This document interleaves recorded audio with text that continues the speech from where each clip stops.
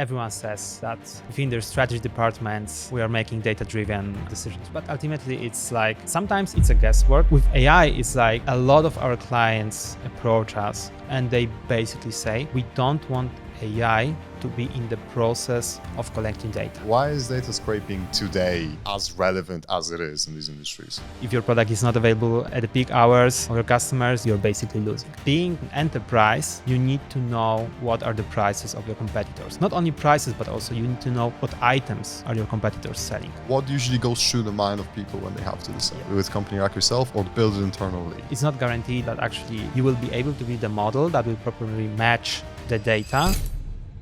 Hi, I'm Damien, and today I'm with Andrew. Hi, Damien. Hi. Hi, Andrew. For everybody's benefit, Andrew is from DoubleData. And to explain really quickly what DoubleData does, there's a lot of data scraping tools in the market right now. And enterprises are repeatedly choosing end-to-end solutions like DoubleData over the traditional tools. And today, Andrew is going to explain to us not only what is DoubleData, but the differences between a data scraping tool and a full end-to-end solution and what that looks like for the end user, which are the pricing teams at companies. So thanks, Damien, by the way. Nice to see you again. So basically DoubleData is about collecting the data, but in a way that ultimately enterprise can benefit from it. So what does that really mean? It means that once we get the data, we need to cleanse the data. We need to make this data actually actionable.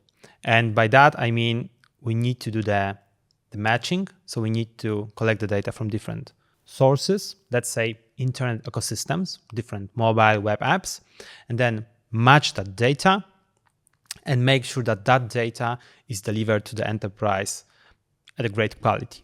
Because at the end of the day, those enterprise prices are implementing that data into their workflows. Mm-hmm. And ultimately, that data needs to be properly used within the enterprise for different use cases. It could be, for the sales team, for the account management team. It could be used by marketing team just to monitor the promo, the discounts, this kind of stuff, and of course by the pricing team, just to understand where we are in terms of the pricing war versus the competitors, whether we are imposing too much discounts, or maybe the discounts itself is way too big. So like in a nutshell, what we are doing is we are taking all of the hassle when it comes to sourcing the data, then matching the data, and then ultimately delivering the data. So that's about the DoubleData in a nutshell. That is a very concise nutshell. Yeah. I'm sure we're going to go into more details, but let's take a step back for a second and tell me about that story of founding DoubleData. How did you start doing what you're doing? How did DoubleData become what it is today? I think starting at zero could really help everybody understand the ins and outs and the evolution over time as well. That's actually a very interesting story, because like DoubleData stems from a different company. So back in like 2017, 2018, we've started a BuildTech, which is a fintech company. However, within a very niche use case in payments world, which is about scraping the payments data that ultimately ends up at the banking ecosystems. So what was the biggest challenge in terms of building that fintech was to scrape data, but the SLA on that data needs to be 100%, because ultimately we provide the data based on which people make payments. So we needed to develop internal tooling, which was like very expensive because we knew that the margin for error was so small.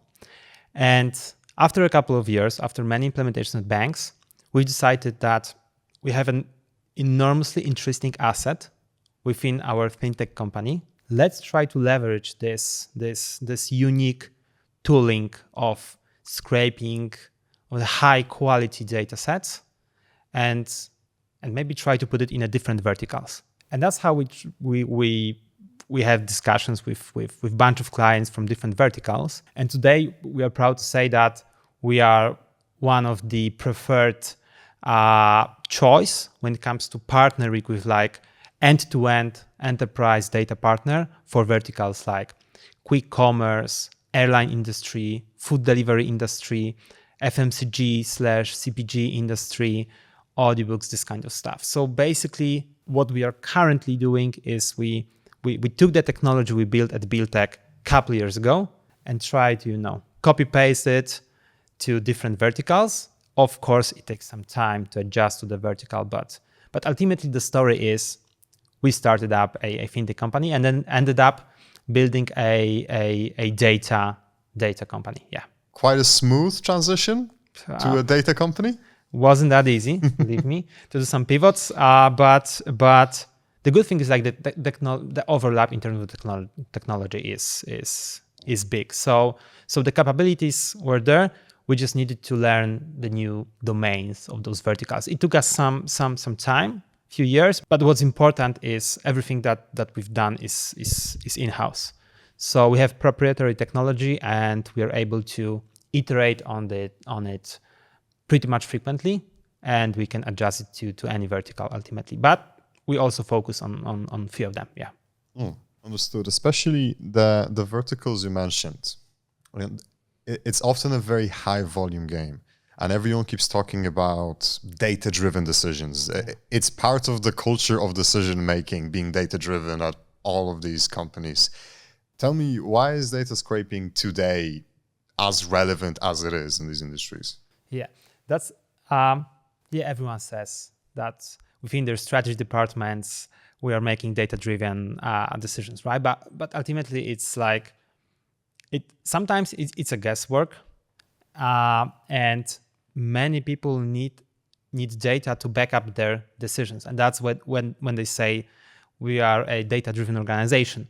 But now, if sourcing the data outside your company is not your process within the company, you're basically losing. So nowadays, there's a lot of dynamic pricing systems being implemented. So ultimately, the price you see might be different based on whether you are scrolling through that app in the morning or in the evening, whether you are logging in from one country or another. So there are many rules that ultimately present you the price. And being an enterprise, you need to know what are the prices of your competitors. Not only prices, but also you need to know what items are your competitors selling. And that item might be, it might be a restaurant on your food delivery app. It might be a specific flight from one airport to the other airport, or this could be an interconnected flight. It could be your favorite bottle of drink at a quick commerce. So it's important to understand the prices, the availability of the products, the visibility on the products. So you want to know whether this product is available at 7 p.m. So this 7 p.m. problem, if your product is not available at the peak hours of your customers, you probably using. So nowadays it changes almost like in real time when it comes to price, visibility, and availability. And if your systems are not connected to like snapshots of that data from the market, from the competitors, this is basically a guesswork. When you're trying to come up with the idea, which price to put on a product, which channel should I invest more when it comes to marketing, whether I should stock this quick commerce more versus other online grocery portal. So being data driven nowadays means collecting data at a high volume very frequently, cleaning that data and matching that data across many platforms, and then injecting that data to your dynamic systems and other sort of systems that ultimately present the product, put the price on the product, and make product available via many channels. Sounds like it just helps in, this is me from a very kind of non-indoctrinated mind, it helps you give yourself an edge in all the little micro battles you have on all your offerings against your competition. Yeah. Tell me really quickly now, because I think this feeds into this point. This is obviously not a small job. All these micro battles against your competition and all the different offerings, the different ways you have the offerings. Why would somebody, like, what are the options? I imagine you can either partner with a company like yourself or build it internally. What usually goes through the mind of people when they have to decide? Yeah. So, I mean, when we are discussing this with Fortune 500s, like first thing that is discussed is the control. Like every big company wants to control the process. Come on, if that's such an important part of your pricing, availability, and visibility, you want to control that process internally. What it means is you need to build a team, you need to invest in technology, and you are focusing on a tool, on the technical aspect, not on the strategic aspect of actually sourcing the data. So one thing everyone is considering is, of course, building an in-house team to do so. Alternatives are using tools, more of an infrastructure that's available on the market, but you still need to have an internal team that will manage the tools, because the tools basically, they provide the quality of the infrastructure, not the quality of the data they source, and the quality of the data is crucial because that's ultimately what gives you value. Or on the extreme, it's actually partnering with end-to-end partner who is precisely focused on enterprise clients, like Fortune 500 companies, where you get the SLA on the quality of the data you receive. So it's not about actually making sure that the data is collected, but making sure that the data is collected, the data is matched across different platforms. Because on one platform, Pizza Joe, on the other Joe's Pizza, it's the same Joe.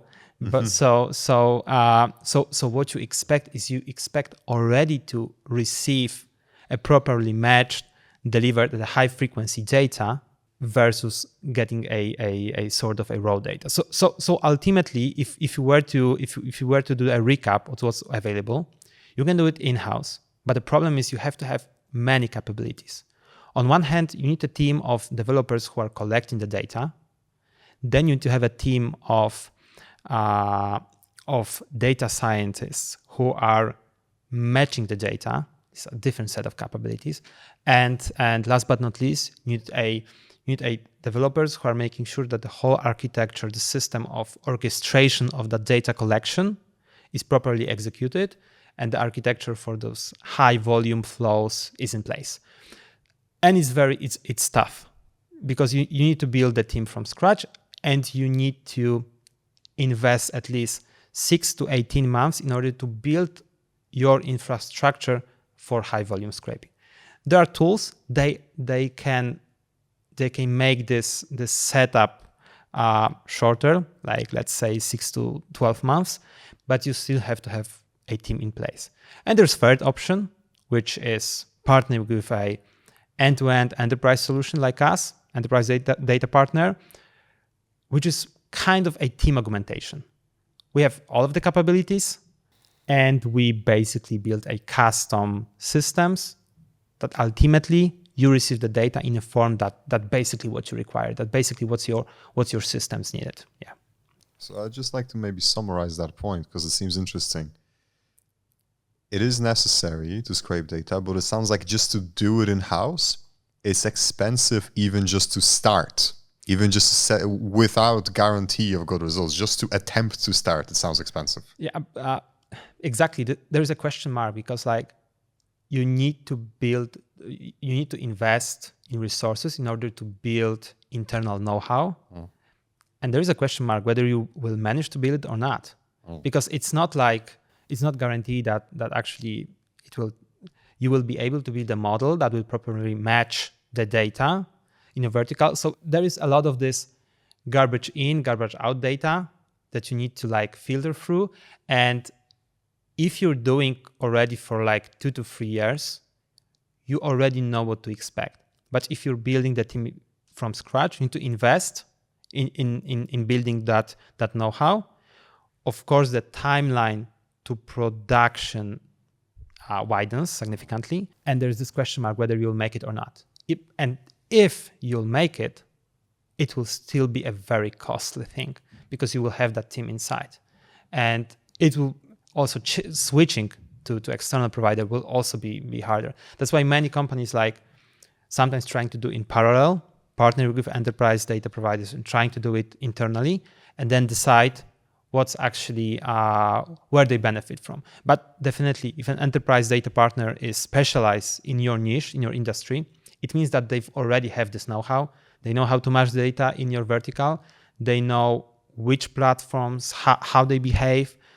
So it's basically you can get a very good value for money when it comes to the ultimate solution of the problem you have. Makes a lot of sense.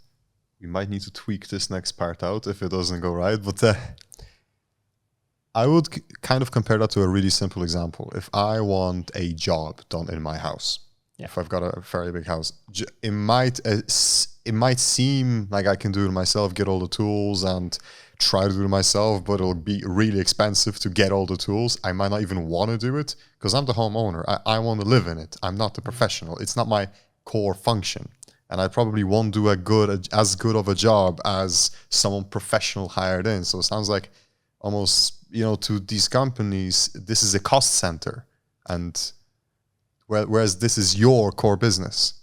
Yeah, I mean, this is a cost center definitely. And what is interesting, like throughout the last few years, what we were discussing business case with enterprises, one of the aspects was like the team, so the salaries and the data partners. But now we are also discussing this in a way where we are trying to optimize on token spending. So now a lot of companies are spending like a lot of tokens on AI solutions. They're trying to use AI in a scraping world, which, I mean, this is also another big point. But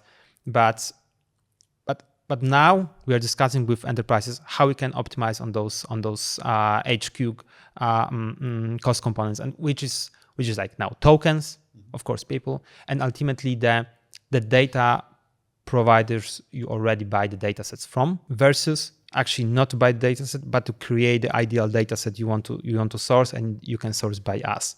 And we can even now maybe delve into this AI aspect of scraping. So with AI, almost every aspect of everyday business like changed basically overnight, right? So there's a lot of like aspects of how AI can improve your data collection, data matching. So it's basically a 0-1 game. And with AI, it's like a lot of our clients approach us and they basically say, we don't want AI to be in the process of collecting data. And we were kind of surprised because there's a lot of optimization that you can get with AI. But this is a very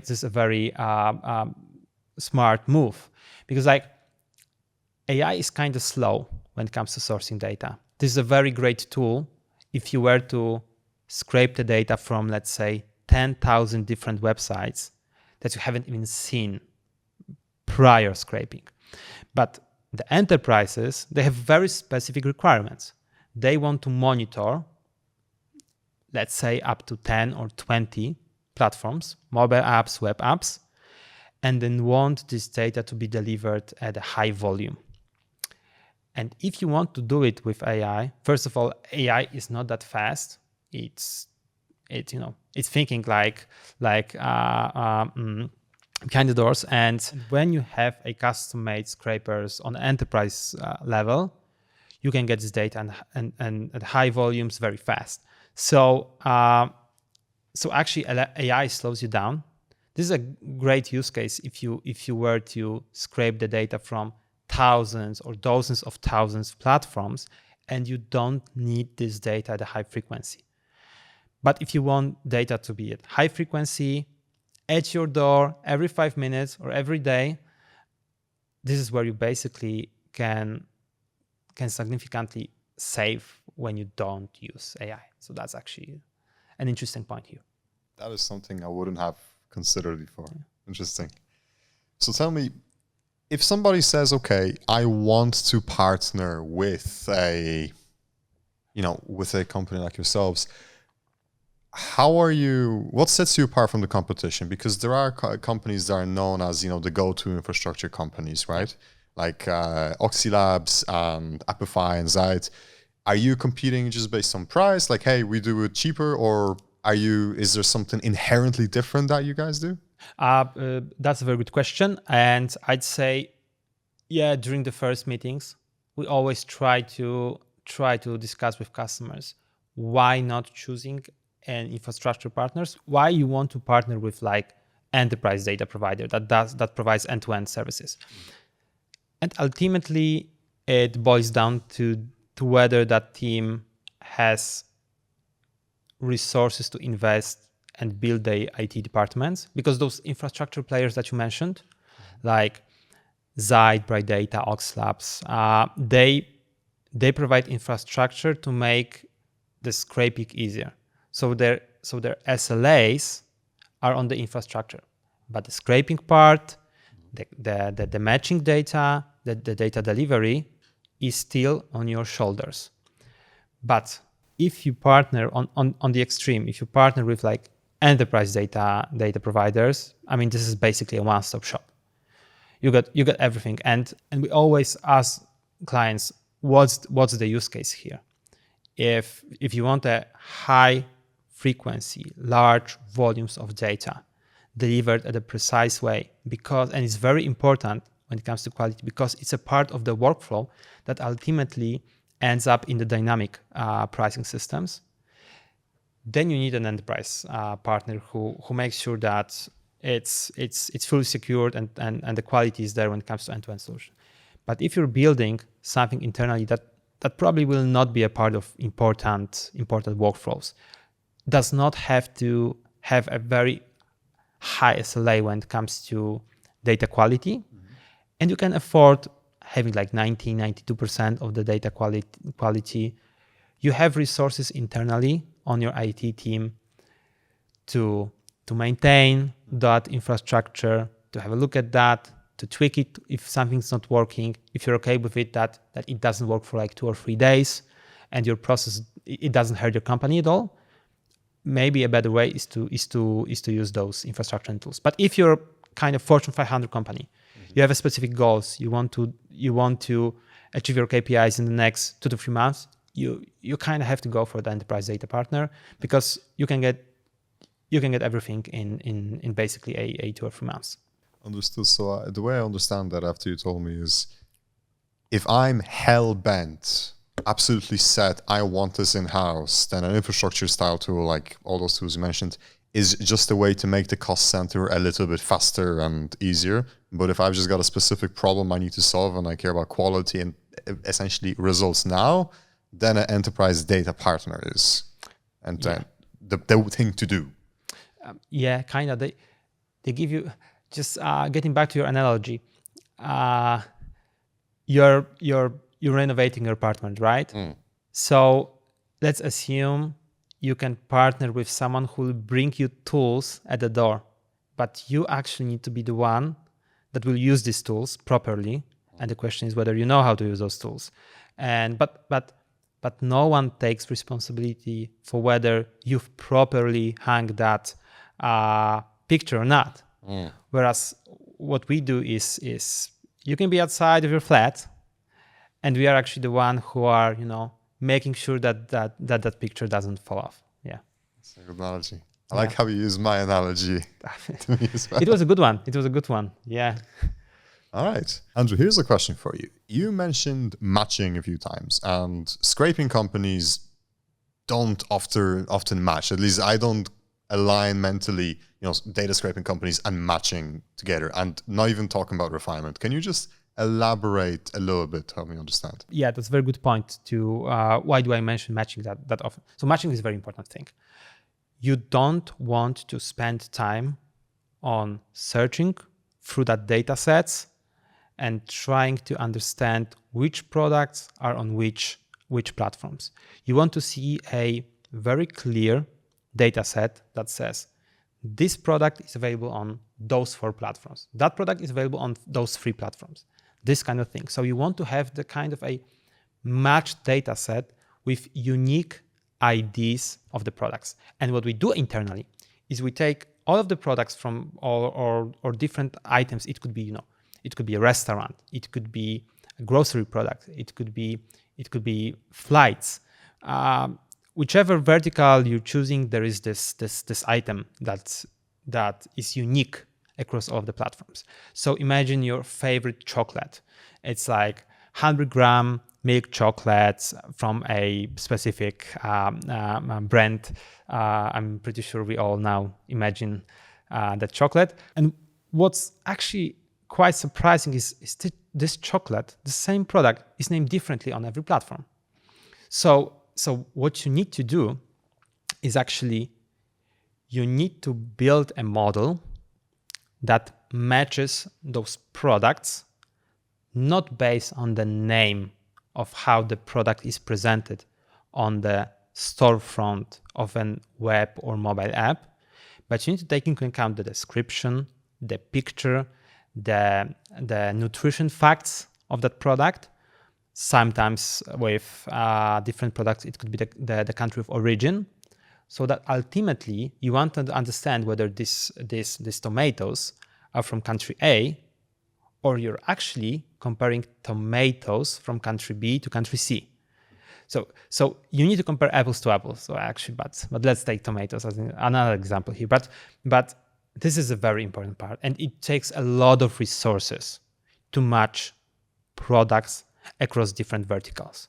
And in order to do so, you need to build internally a team that has a know-how in a specific domain. And once you do that, you can leverage that model across many geographies. So in order to deliver the data at a high quality, you need not only to collect the data, but then you also have a big job. You need to match that data across many platforms. And that's one of the hardest things, I guess, in the industry.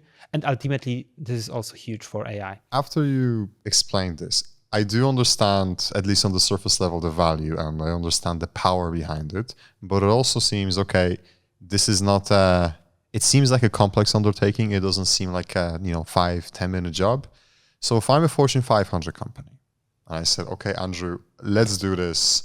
Let's try to do a project together. Yeah. What needs to happen? Can you walk me through the A to Z of the process that you guys have? Yeah, of course. I mean, first of all, assuming you are for Fortune 500 company, you're a big enterprise, right? The first thing that comes to your mind is you probably already have some sort of data internally. You might have already some process in place that provides you with some sort of data sets about your competitors and about the market. So the first thing you want to test is you want to test whether us or any other enterprise data partner have actually better data versus what you currently have in place. And in order to do so, what we need to understand is, first of all, whether you need a data partner like us, whether we are a proper fit, because maybe you need some tweaks in your system, and maybe an infrastructure partner will be a better fit for you. But if you're actually trying to look for the partner that provides end-to-end solutions at the enterprise level, and their SLA, our SLA, is data quality, not a quality of the infrastructure based on which you're doing scraping on your own, then let's start this journey. Let's verify whether we are a proper fit. And in order to do so, what we need to precisely understand the use case. Whether this is a sales use case, whether it's an account management use case, pricing or marketing, we need to understand what you're trying to achieve here, what kind of data sets are needed at which frequencies, from which platforms. This is like basics.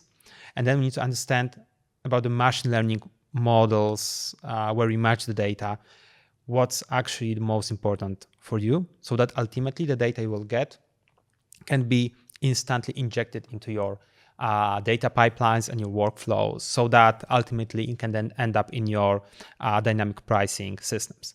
But if you're a global enterprise and you just partner with a company and you will take a risk of actually some kind of a change management and actually allowing a new partner on your infrastructure, you need to get the confidence about the data quality that is there. So normally we generate kind of a technical specifications about what we can deliver to you based on, of course, your input, and we ultimately test our data sets, our data collection, our data matching, and the quality, and we do it for like a month or so that you can get the confidence that actually, if you switch to us, the data will be in place. You will actually gain value from more data. You will get value from higher frequency of data delivery, and ultimately it addresses the business case you have in here. And of course, if all the boxes are checked, then you can start cooperation at production level with a full volumes at a full scale, at a very frequent data delivery. Then I would say that's an end game. Yeah. Understood. So now I understand, what makes you guys different and why, as a Fortune 500 company, I would want to partner or at least consider partnering with an enterprise data end-to-end partner like yourselves. But tell me, and the process is also very clear. Yeah.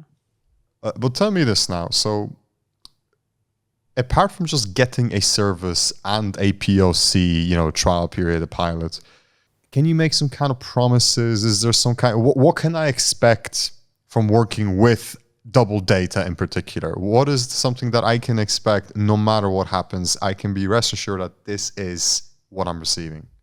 So I would say we are very confident in the value we provide because of the machine learning algorithm we've built over a couple of years in a specific verticals, so that ultimately what you can expect is very high quality of the data collection at a very huge volumes and high frequencies, which is very important, and being able to actually match that data internally so that you can get the best possible outcome that's available on the market. So what you can expect is that with all of the problems that addresses the data collection, the matching, the data conversion, the delivery of the data, the maintenance of all of the workflows, that's actually on our shoulders.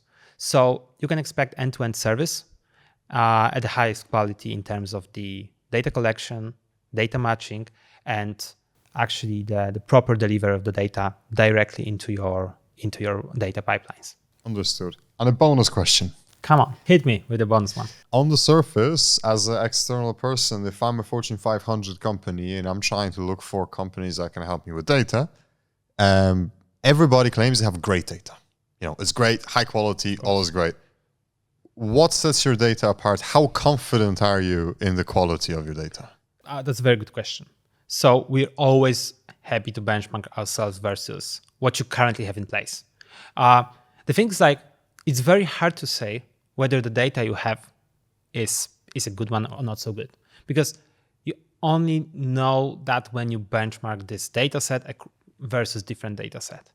So in order to do so, you need to engage external data provider into a process of actually, generating the data set that you versus what you currently have in place, so that you can compare it like apples to apples, right? And we are very eager to do that.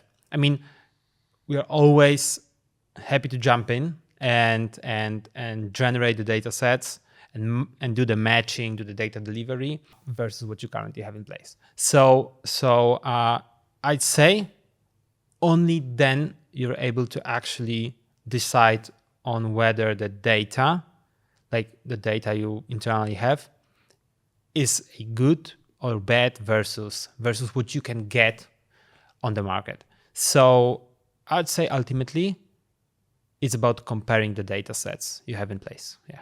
So I'll only know how good my data is when I see what's possible?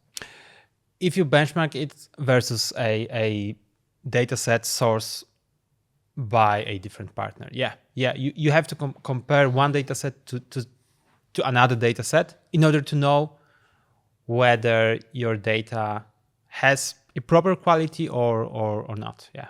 Have you ever had a situation where somebody said, okay, I want to see, how good are you really? I think I'm doing great, but sure, let's try it anyway. I'd say everyone says with confidence that the data sets they already have is of the highest quality. Everyone says that. Because I understand it. I can imagine being in one's shoes and actually say that my data sets are proper, because I didn't even have a chance to compare the data set I already have in place versus what's out there on the market. It's also very expensive to source data sets from separate data providers or have multiple data providers and benchmark the data sets across each other. But I would say everyone believes that what they currently have in place is of the greatest quality. So we need to convince companies and give good actually value prop about our data, about our tech stack, about our end-to-end services, so that they can engage in the process of comparing the data sets prepared by us versus data sets that they currently have in place. I think today was a good introduction.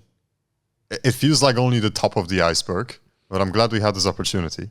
Yeah, I mean, man, thanks. I'm always happy to elaborate on what we're doing, and we're very proud about what you're doing. And that's, I mean, especially nowadays, I believe we are changing the ecosystem and actually helping those companies with data. And like you mentioned at the beginning about that data-driven culture of many companies, we make that culture into actually actionable processes. And that's I mean, we are very proud about that. Yeah. And I know we work with people from different verticals, different industries, and there will be people from different industries watching this. Perhaps in the future we can connect, we can catch up again like this, and we can go through some maybe industry-specific situations, best practices, learnings, things that work surprisingly well and things that don't. I mean, yeah, this is a definitely different conversation about doing a deep dive into a specific industries, discussing the airline industry, quick commerce industry, food delivery industry, etc. It's like ultimately we are not providing a data collection matching. What we are doing is actually we are solving the problems of those verticals, and each of these verticals have their own unique sort of use cases. So the data we provide addresses the use case. The use case is different in every vertical. So I'm very happy to discuss it, but in the near future, yeah. I think at another time. Yeah. Thanks, Damien. Thanks, man. That was a privilege. Thanks, Andrzej.